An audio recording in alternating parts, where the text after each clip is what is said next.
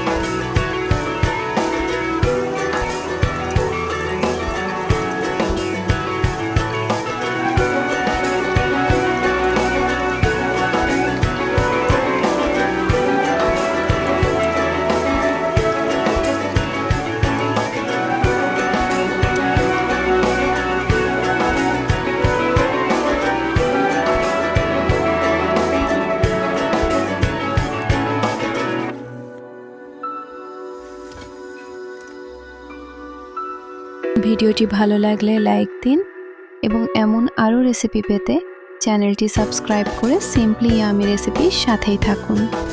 ধন্যবাদ।